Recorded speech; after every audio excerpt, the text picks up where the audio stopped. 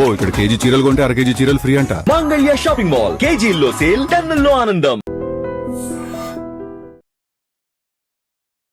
ఎక్కడ చూసినా ట్రోల్సే కనిపిస్తున్నాయి. మీకేమనిపించింది? ఇప్పుడు నేను రిజెక్ట్ అయినప్పుడు మేము చించేస్తాం పోచేస్తాం అన్నట్టు ఉండే, మరి 5 minutesలోనే మిమ్మల్ని దొబ్బై అన్నారంటే మీరు అంత వరస్ట్ పర్ఫార్మెన్స్ ఇచ్చారా? శ్రీముఖికి ఇట్లా ముద్దు పెట్టారు అని చెప్పి విన్నా. అసలు ఏంటి ముద్దు పెట్టారు. నవదీప్ని ఫ్లడ్ చేయమన్నారు.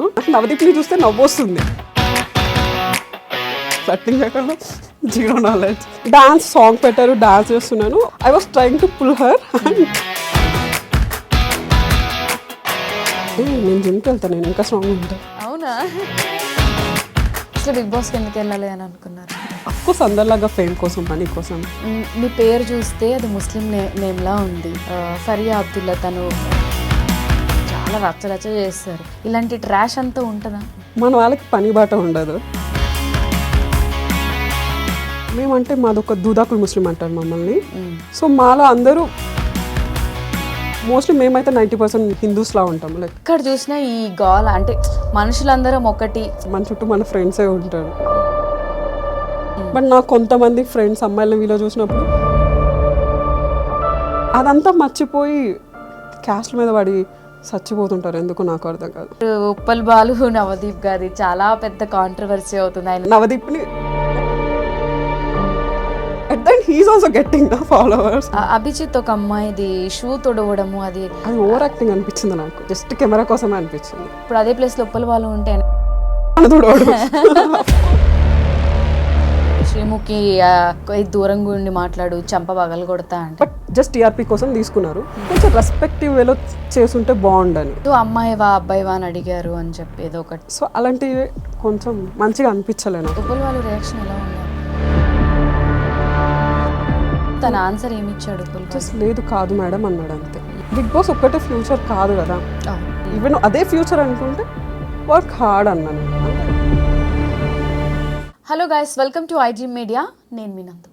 రీసెంట్గా బిగ్ బాస్ అగ్ని పరీక్ష సీజన్ 2 అయితే స్టార్ట్ అయింది. పాపం ఎంతోమంది హోప్స్ పెట్టుకొని, ఎన్నో డ్రీమ్స్తో, ఎక్కడెక్కడి నుంచో వేరే వేరే స్టేట్స్ నుంచి, వేరే వేరే కంట్రీస్ నుంచి ఉన్న జాబ్స్ కూడా మానేసుకొని బిగ్ బాస్లో కనిపించాలి అనే ప్యాషన్తో చాలామంది అయితే దానికి అప్లై చేస్తారు. దాంట్లో కొంతమంది అయితే సెలెక్ట్ అయ్యారు.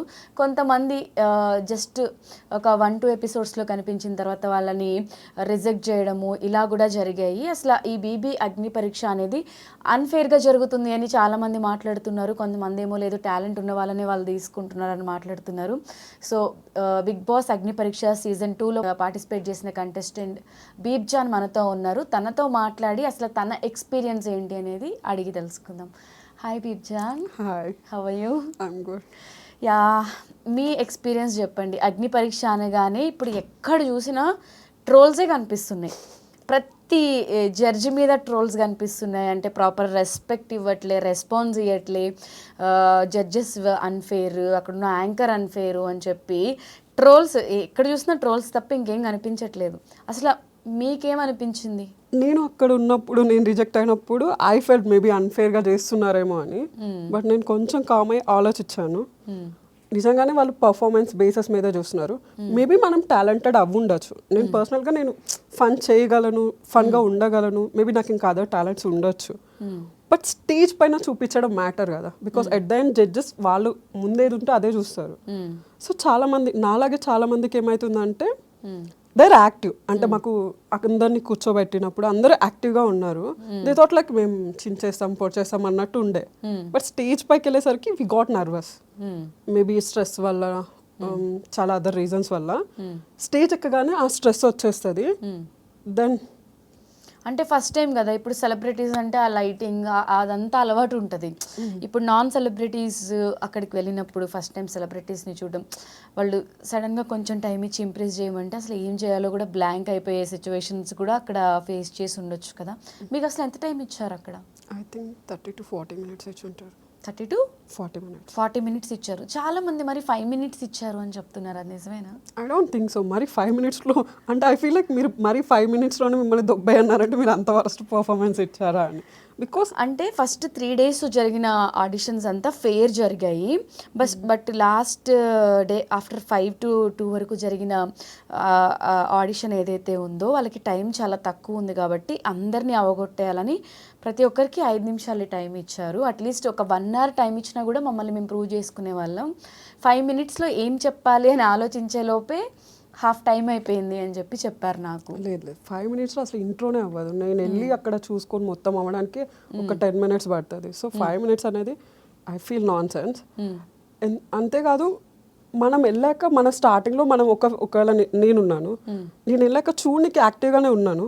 బట్ నాకున్న స్ట్రెస్ వల్ల నా మాటలు అనేది తడబడుతున్నాయి. బికాస్ నాకు స్టేజ్ ఫియర్ ఉంటుంది. సో వాళ్ళు చూస్తారు కదా ఎట్ ద ఎండ్, అరే ఇప్పుడు ఇక్కడే భయపడుతుంది, హౌస్లోకి వెళ్ళి మొత్తం చూసుకోగలదా చేయగలదా అని. ఆ బేసిస్లోనే వాళ్ళు చేస్తారు. వాళ్ళకి ఎక్కువ టైం ఉండదు. వాళ్ళకు ఉన్న టైంలోనే నిన్ను జడ్జ్ చేయగలరు. సో ఆ టైంని మనం యూటిలైజ్ చేసుకోకపోతే అది మన ఫాల్టే కదా. ఫియర్ పడినట్టు నాకు ఎక్కడా కనిపించలేదు. ఎందుకంటే నవదీప్తో ఆ టాస్క్ చేసినప్పుడు కళ్ళు ప్లస్ అని అది కూడా ఆయన ఎలా అంటే మీరు కూడా ఇలా డేర్గా బోల్డ్గా చేసినట్టే అనిపించింది నాకు. అంటే నేను డేర్గానే ఉన్నాను, బట్ నాకు స్ట్రెస్ లెవెల్ వల్ల నా మైండ్ అనేది వర్క్ అవ్వలేదు. అంటే ఇప్పుడు మీరు ఒక క్వశ్చన్ అడుగుతున్నారు, నేను రెస్పాండ్ అవ్వాలంటే ఫస్ట్ నా బ్రెయిన్ వర్క్ అవ్వాలి. అక్కడంతా డెడ్లో ఉండే, వాళ్ళు ఏదో అడుగుతున్నారు నాకేం చెప్తున్నానో తెలియట్లేదు. So it's like that. అంటే నేను భయం అయితే ఏం లేదు, బికాస్ దే ఆర్ గుడ్, కంఫర్టబుల్గా ఉన్నారు, నేను కంఫర్టబుల్గా ఉన్నాను, ఇంకా భయపడాల్సిన అవసరం ఏముంటుంది. సో అమ్మాయికి ఏదో ముద్దు పెట్టారు, శ్రీముఖికి ఇట్లా ముద్దు పెట్టారు అని చెప్పి విన్నా. అసలు ఏంటి అది? ముద్దు పెట్టారు అంటే అబ్బాయిని ఫ్లడ్ చేయడం, కిస్ చేయడం ఓకే, కానీ లేదు, నవదీప్ని ఫ్లడ్ చేయమన్నారు. I was not able to. నాకు నవదీప్ని చూస్తే నవ్వు వస్తుంది.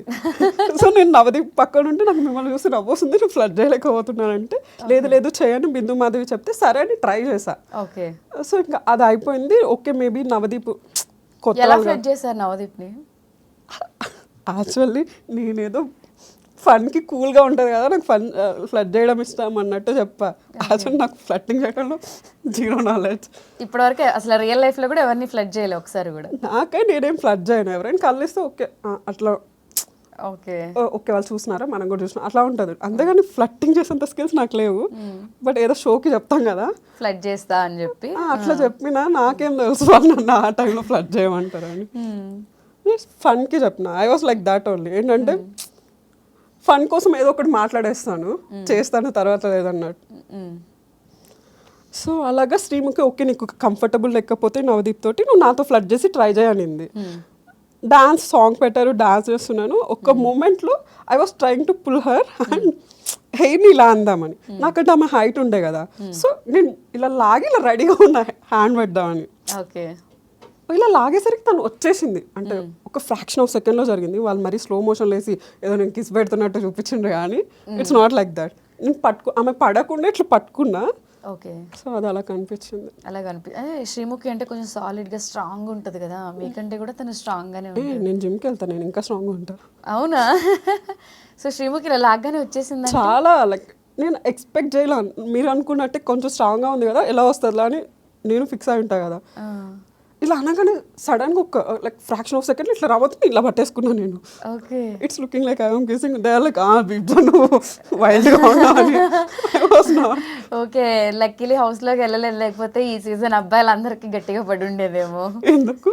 జిమ్ బాడీ అంటే ఇట్లా లాగానే శ్రీముఖి వచ్చేసిందంటే ఎవరైనా ఇట్లా తోసిపడేయడమే కదా. మేబీ అంత స్ట్రాంగ్ అండ్ అంత సాలిడ్గా అది ఉంటేనే కదా మనం అంత కాన్ఫిడెంట్గా చేయగలం. బట్ నో యూస్ కదా. లైక్ ఐ టోల్డ్ దెమ్ నేను జిమ్కి వెళ్తాను, ఏదైనా టాస్క్ ఇచ్చి ఉంటే బాగుండే, దాని రిలేటెడ్ ఇవ్వలేదు. సో అక్కడ కొంచెం డిసప్పాయింటెడ్. అసలు బిగ్ బాస్కి ఎందుకు వెళ్ళాలి అని అనుకున్నారు? అఫ్కోర్స్ అందరిలాగా ఫేమ్ కోసం, మనీ కోసం. మనీ వస్తే ఈజీగా ట్రావెల్ చేయొచ్చు అలా. Only for fame, interest. చూస్తుంటారా బిగ్ బాస్ రెగ్యులర్గా? ఒకప్పుడు చూస్తుండే, ఈ మధ్య చూడట్లా. మొత్తం క్రింజ్ ఉంటుంది. క్రింజ్ ఉంటుందని. సో క్రింజ్ ఉంటుందని తెలిసి కూడా మళ్ళీ వెళ్ళాలని అనుకున్నారు? నేనున్నాను కదా, అబ్బా నేను వెళ్ళి నేను చూపించుకోవచ్చు కదా. క్రింజ్ మాత్రం ఇలా కూడా ఉండొచ్చు అంటే నేను కూడా ఒక టైప్ ఆఫ్ క్రింజ్, బట్ వాళ్ళంత క్రింజ్ కాదు. సో ఇప్పుడు మీ పేరు చూస్తే అది ముస్లిం నేమ్లా ఉంది. సో చాలామంది పేరెంట్స్ ఏంటంటే ఒప్పుకోరు. ఇప్పుడు రీసెంట్గా ఒక కాంట్రవర్సీ కూడా ఇండస్ట్రీలో నడుస్తుంది. ఫరియా అబ్దుల్లా తను వాళ్ళ డాడీ కన్వర్టెడ్ ముస్లిము, తను బోనం ఎత్తుకుందని చెప్పి అందరూ ట్రోల్ చేసి అది చేసి చాలా రచ్చరచ్చ చేస్తారు. అంటే ముస్లిమ్స్ అంటే ముస్లిం అమ్మ ఇలానే ఉండాలి, బుర్కా వేసుకోవాలి, ఎవరితో మాట్లాడకూడదు, ఇలాంటి ట్రాష్ అంతా ఉంటుందా? ఉంటుంది కాబట్టే కదా బయటకు వస్తున్నాయి. లేదంటే ఈవెన్ ఆమెదే కాదు, ఏదో కేరళలో కూడా ఒక ఇన్సిడెంట్, ఏదో ఆరెంజ్ కలర్ తీసుకొస్తే మీరు ఏదో అది కూడా ఒక ట్రోల్ చేశారు కదా. మన వాళ్ళకి పని బాట ఉండదు, సో ఏం పని లేక ఏదో పట్టుకొని లాగాలో తెలియక ఇట్లాంటివి పట్టుకుంటారు అంతే. సో ఇప్పుడు మీ ఫ్యామిలీలో ఎటువంటి రిస్ట్రిక్షన్స్ ఏం లేవా? అంటే బిగ్ బాస్కి వెళ్తా అన్నప్పుడు అక్కడ టాస్కులు ఉంటాయి, అన్నీ ఆడాలి, టచింగ్స్, ఈ గేమ్స్ ఇవన్నీ ఉంటాయి. టచింగ్స్కి ఫస్ట్ నేనే ఓకే కాదు, బట్ అంటే వాంటెడ్లీ చేయకపోయినా కూడా ఇప్పుడు టాస్క్లు పెట్టినప్పుడు ఒక మనిషిని మనం పట్టుకుని ఇట్లా లాగాల్సి ఉంటుంది, పుల్ చేస్తాము, అది అన్ఎక్స్పెక్టెడ్గా కూడా జరగచ్చు. అవి నార్మల్ కదా, దానికి ఎవరికి ప్రాబ్లం ఉండదు. ఐ డోంట్ ఫీల్ మా ఫ్యామిలీకి అంత ప్రాబ్లం ఉంటుందని. నేను విన్నాను మీరు ముస్లిం అయినా కూడా హిందూ పూజలు చేస్తారు, హిందూ టెంపుల్కి వెళ్తాను అని చెప్పి, దాని గురించి చెప్పండి. యా, మేమంటే మాదొక దూదాకులు ముస్లిం అంటారు మమ్మల్ని. సో మాలో అందరూ ముస్లిమే, బట్ వాళ్ళకి ఇష్టం వచ్చిందో చూస్ చేసుకుంటారు. చాలా మంది చర్చెస్కి వెళ్తారు, చాలా మంది టెంపుల్స్కి వెళ్తారు. మోస్ట్లీ మేమైతే 90% ముస్లిం అంటే హిందూస్లా ఉంటాము. లైక్ వీఆర్ ఇంటూ మా family, whole family into gods. మా అమ్మకైతే పిచ్చి, ఇంకా రోజు గుడికి వెళ్ళాలి, పూజలు చేయాలి అన్నట్టు. So we're into gods. So same time ఇప్పుడు రంజాన్ టైంలో మీరు ఏదో రోజా చేస్తారు, అది ఉంటారు, కష్టం, అవేమి ఉండరా? ఓకే, జస్ట్ ఆ రోజు వండుకొని తింటాం అంతే. ఓకే, మొత్తం అన్ని దేవుళ్ళని ఫాలో అవుతారు. అంటే ఇప్పుడున్న జనరేషన్లో చాలా ఇంపార్టెంట్ అనిపిస్తూ ఉంటుంది. సమ్ టైమ్స్ ఏంటంటే కొంతమంది మేము క్రిస్టియన్స్లానే ఉంటాం, మీ గుడికి రా, మీ ప్రసాదం తినం, మీరు మాత్రం దీంట్లో కన్వర్ట్ అవ్వండి అని మాట్లాడతారు. హిందూస్ అందరూ ఏం మాట్లాడతారు, నువ్వు నా ప్రసాదం తిన్నప్పుడు నేను ఎందుకు మీ దగ్గర రా?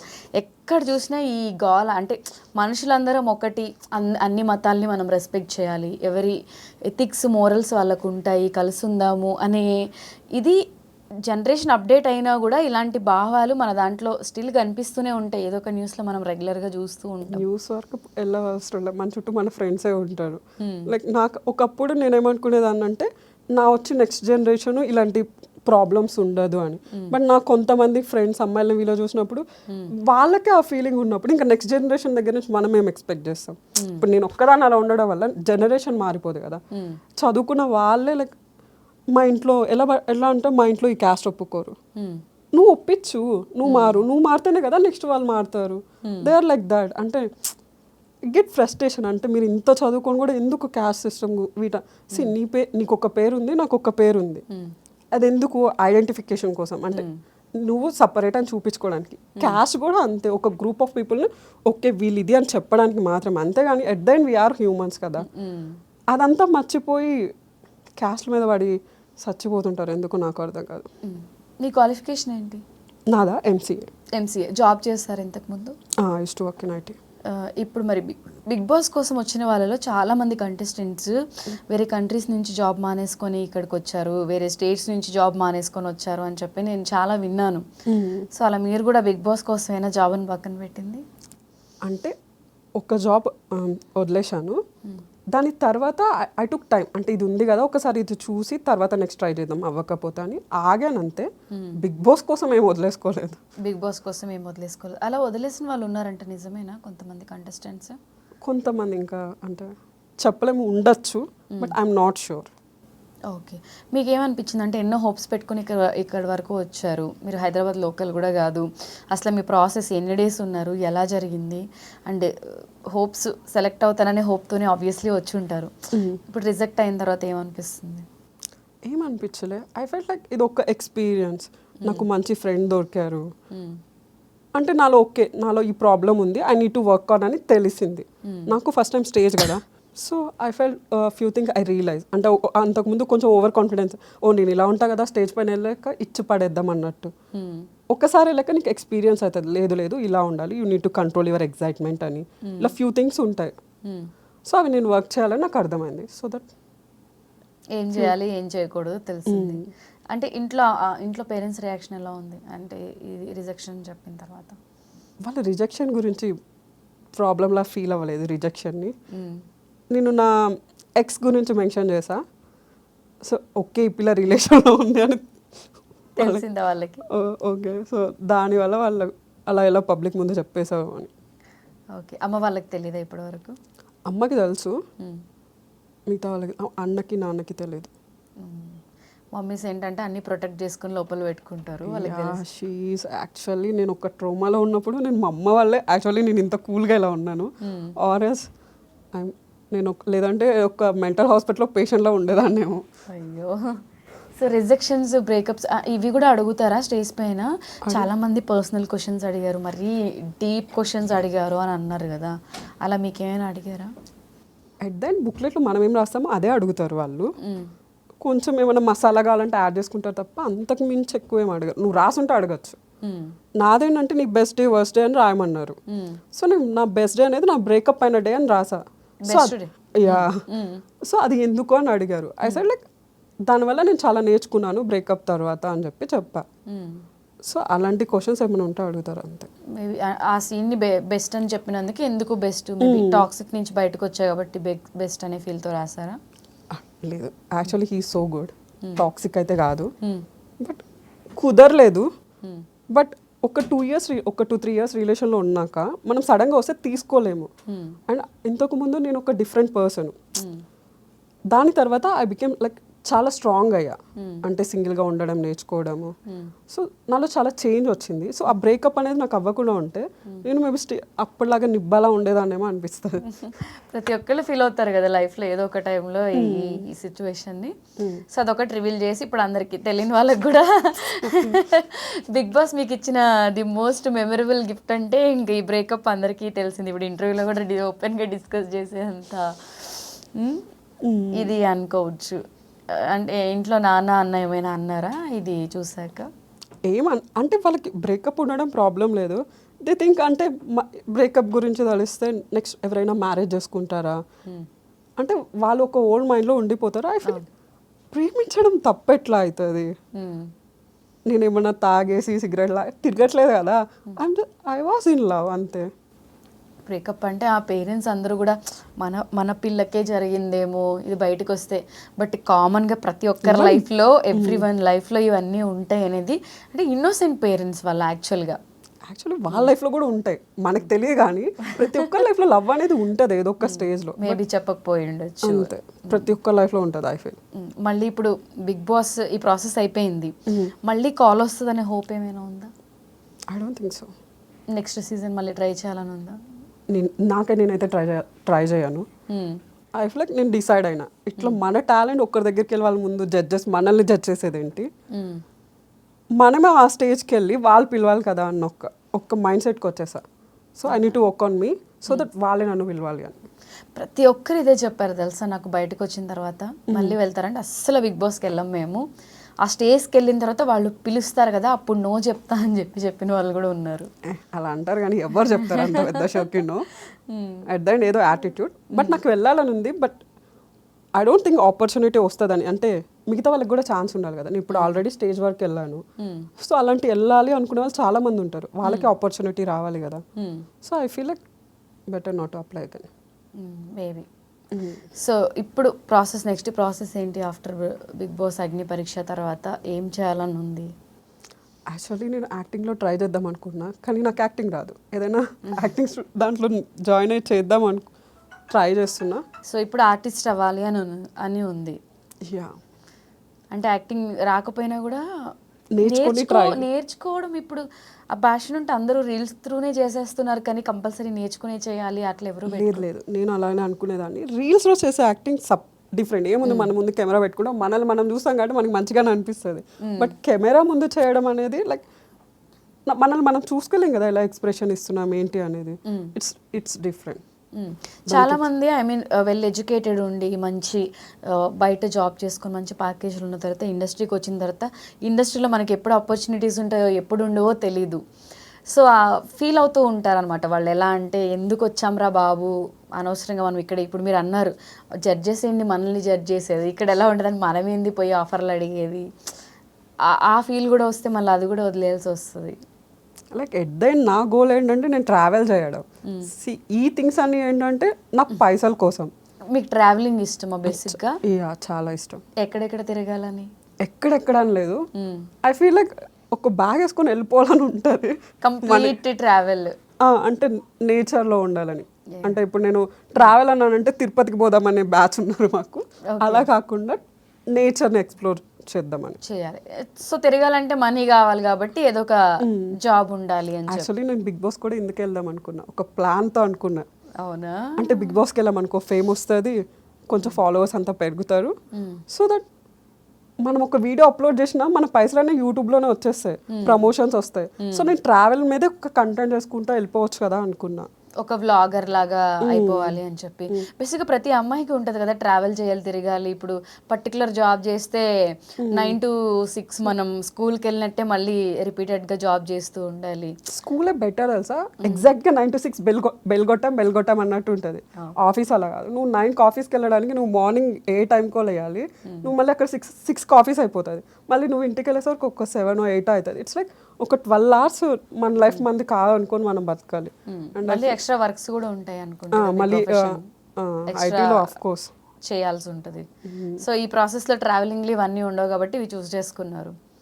సో అక్కడ జడ్జెస్ గురించి మీరు ఏం చెప్తారు? శ్రీముఖి అంటే మీకు ఏం గుర్తొస్తుంది? అభిజిత్ అంటే ఏం గుర్తొస్తుంది? బిందు మాధవి అండ్ ఇప్పుడు ఉప్పల్ బాలు నవదీప్ గారి చాలా పెద్ద కాంట్రవర్సీ అవుతుంది. ఆయన లిటరలీ శపిస్తున్నాడు కదా.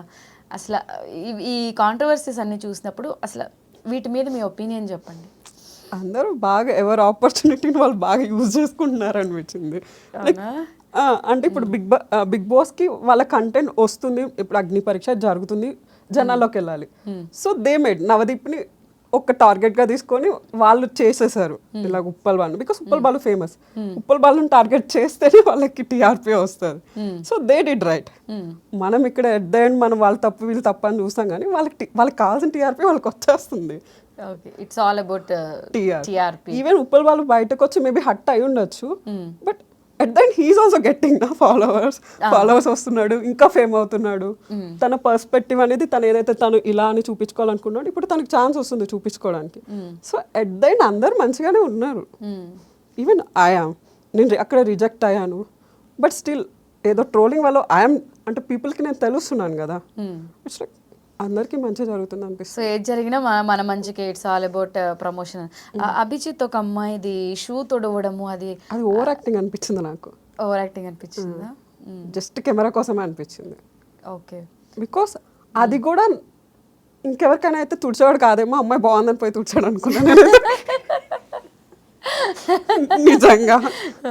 Because he is not that someone అంటే వెళ్ళి తుడిచేసి ఏది తక్కువ కాదని ఫీల్ అవ్వచ్చు, దాన్ని చూపించడానికి వెళ్ళి క్రింజ్ చేసేంత కాదు. బట్ తను కూడా అభిజిత్ ఉన్న పొజిషన్కి అంటే వెళ్ళి షూ తుడవాల్సినంత అవసరం లేదు అనేది అయితే పాయింట్.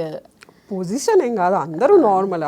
తను ఏం అంటే చాలా మంది మనమేంది వాళ్ళ కాలు పట్టుకుని తుడిచేది ఇట్లా ఫీల్ అవుతారు. మీరు అన్నట్టు ఇప్పుడు అమ్మాయి బాగాలేకపోతే ఇప్పుడు అదే ప్లేస్ లో ఉప్పల వాళ్ళు ఉంటే ఆయన కాలు బొక్కగానే తుడవాడు.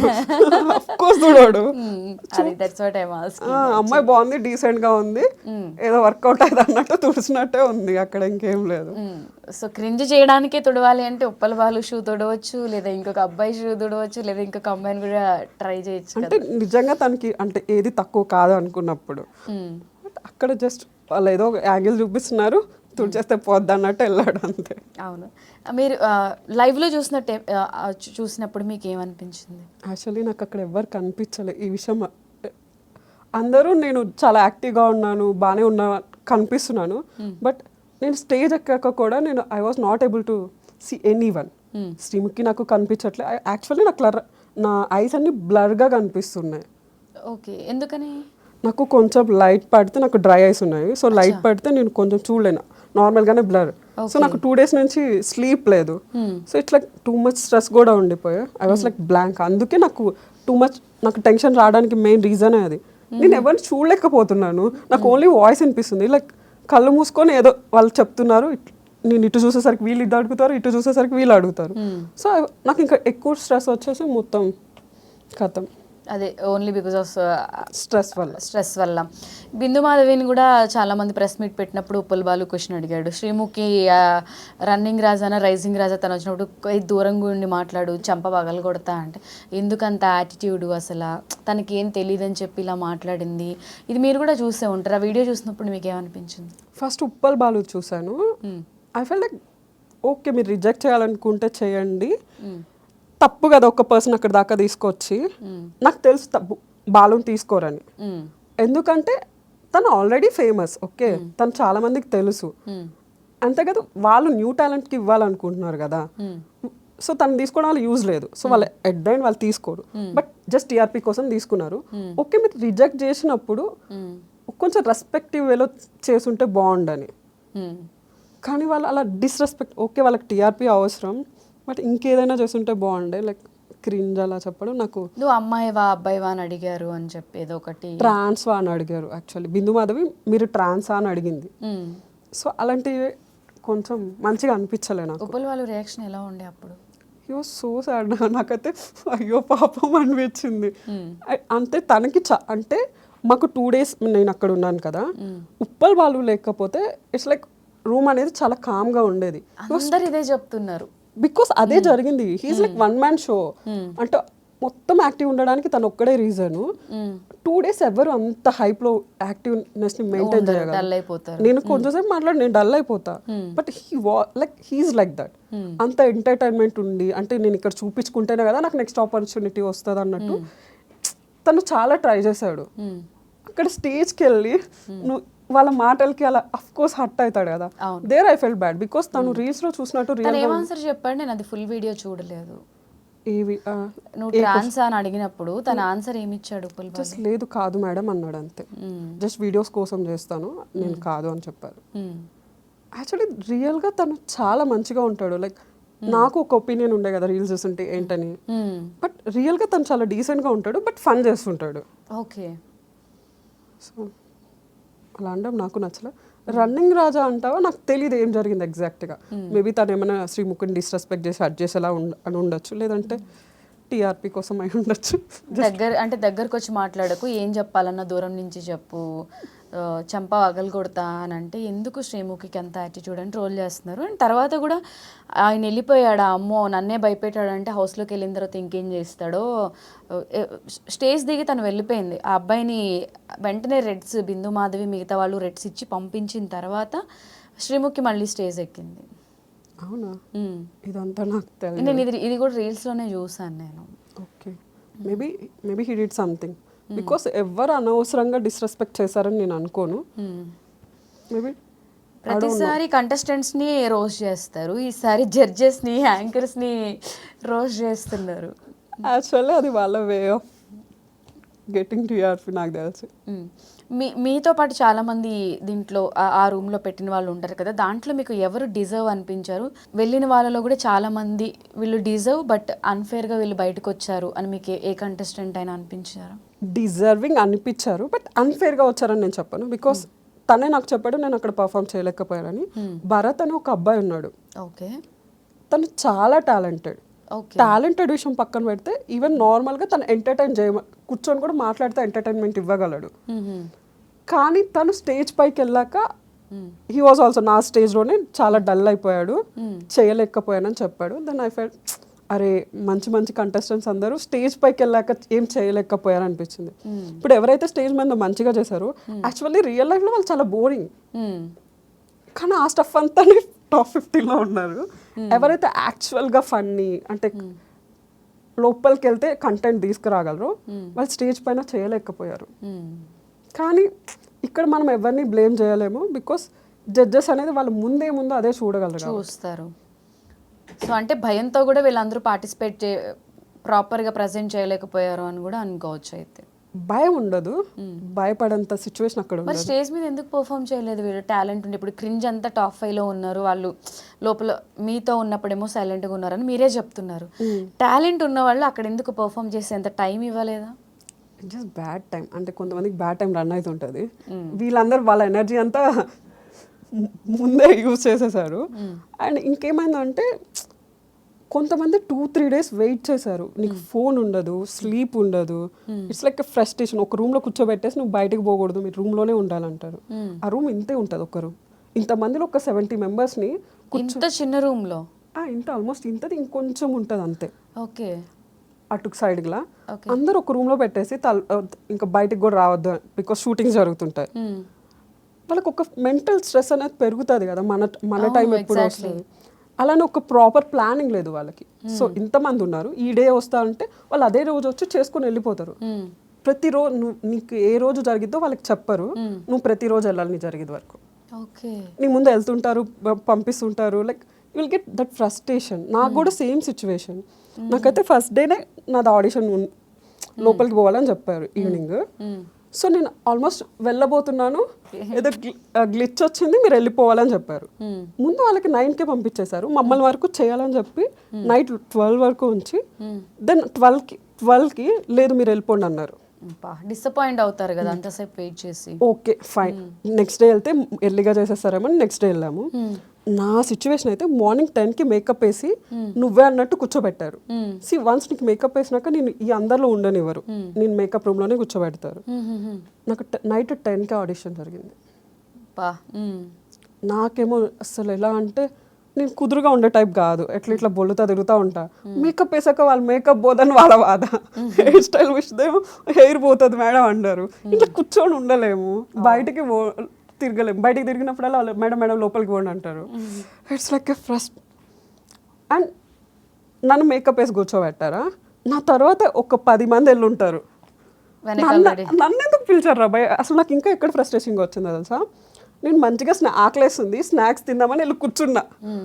లైక్ స్నాక్స్ తినే టైంలో వచ్చి తీసుకోపోయారు, పంపించింది లేదు పెట్టింది లేదు, నాకు స్నాక్స్ కూడా లేవు. I was so frustrated. అయ్యో అంటే అక్కడ ఇంకా స్లీప్ ఉండదు, అట్లీస్ట్ ఫుడ్ అయినా ప్రాపర్గా ఉంటేనే కదా ఎనర్జీ ఉంటాం.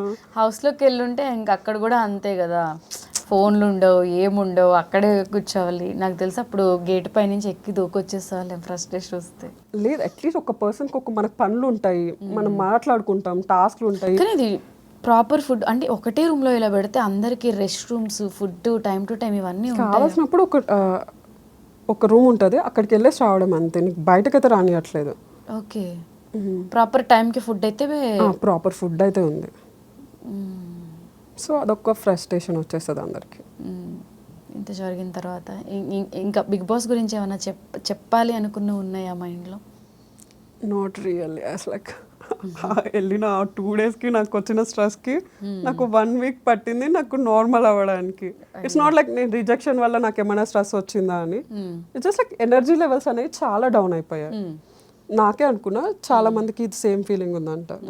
దే ఆర్ ఆల్సో ఏదో ఒక వరల్డ్లో ఉన్నట్టు ఫీల్ అవుతున్నారు. చాలా మంది అయితే చాలా డిప్రెస్డ్ ఫీల్ అయ్యి ఏమైనా చేసుకుందాం అన్నట్టు మాట్లాడుతున్నారు. ఐ వాస్ లైక్ అవును, నా దగ్గర మొన్న ఒక అబ్బాయి ఇంటర్వ్యూ చేస్తే ఆ అబ్బాయి కూడా నేను సూసైడ్ చేసుకుందాం అనుకున్నా నైట్. ఇవాళ మీ ఇంటర్వ్యూ అంటే నేను ఇంటర్వ్యూలో తిట్టి పంపించా అబ్బాయిని. మీరు ఎవరి గురించి చెప్పారు? ఆ పర్సన్ గురించి నేను ఐ వాస్ కాలింగ్ అంటే ఓకే స్టోరీ పెట్టాడు, నాకేం భయం వేస్తుంది. అట్ దెన్ మనకు తెలిసిన పర్సన్ కదా, నేను ఏమైనా అయిందా ఆల్ ఓకేనా అని టెక్స్ట్ చేస్తున్నాను, రెస్పాండ్ అవ్వట్లే. అదేది midnight 12-1 అప్పుడు సరే పర్లేదని చెప్పి కాల్ చేసి నాకు కాల్ లిఫ్ట్ చేయట్లే. నాకేదో టెన్షన్ ఉండే. నెక్స్ట్ టైం కాల్ చేసి ఏం అవ్వలేదు, ఆ టైంలో అలా అనిపించింది అని చెప్పాడు. I was like two much stress తీసుకుంటున్నారు పాపం అందరూ అని. అంటే చాలా హోప్ పెట్టేసేసుకున్నారు మేము అయిపోతాము అని. బట్ బిగ్ బాస్ ఒక్కటే ఫ్యూచర్ కాదు కదా, లైఫ్లో చాలా ఉంటాయి. ఈవెన్ అదే ఫ్యూచర్ అనుకుంటే వర్క్ హార్డ్ అన్నా నేను, అంతే కదా. నువ్వు ఏదో ఒక సెలబ్రిటీ అయితే, నువ్వు ఏదో ఒక వైరల్ ట్రెండింగ్ అయ్యే ఒక కంటెంట్ చేయి, వాళ్ళే పిలిచి తీసుకుంటారు అంతే. సో అలా అయిపోయింది. ఓకే, సో వాట్ ఎవర్ పడిన కష్టాలన్నీ చూస్తే నాకు కూడా అయ్యో పాపం అని అనిపిస్తుంది. బట్ ఓవరాల్గా మన డ్రీమ్ వేరు, మన గోల్ వేరు కాబట్టి మంచి బ్లాగర్గా ట్రై చేస్తూ ట్రిప్పులకి వెళ్తూ అవి వ్లాగ్స్ చేసుకుని పెట్టండి. మంచి ఫేమ్ వచ్చిన తర్వాత మళ్ళీ వాళ్ళే డైరెక్ట్గా పిలిచే స్టేజ్కి వెళ్తే అప్పుడు ఇంకా హ్యాపీ కదా. ఫస్ట్ అయితే యాక్టింగ్లో ట్రై చేస్తాను. Okay, all the very best and thank you so much for coming and don't disappoint. ఇంకా చాలా చాలా ఉంటాయి కాబట్టి ఒకటి ఫెయిల్ అయితే ఇంకొకటి ట్రై చేయాలి. సక్సెస్ ఎవరికి ఈజీగా రాదు, డబ్బులు ఎవరికి ఊరికే రావు అని మన అంకుల్ చెప్తుంటారు కదా. సో అలా సక్సెస్ కూడా ఎవరికి అంత ఈజీగా రాదు. మీరు అన్నట్టు మేబీ ఫేట్ కూడా కొంచెం ఉండొచ్చు. All the very best, be strong, stay strong. And ఫైనల్గా ఆడియన్స్కి ఏదైనా చెప్పాలి అనుకుంటే చెప్పొచ్చు. Focus on your happiness guys. ఇలాంటివి ఏ ఒక్కటి వస్తుంటాయి, just focus on your happiness. Nice, sweet and షార్ట్గా. Good luck. Thank you.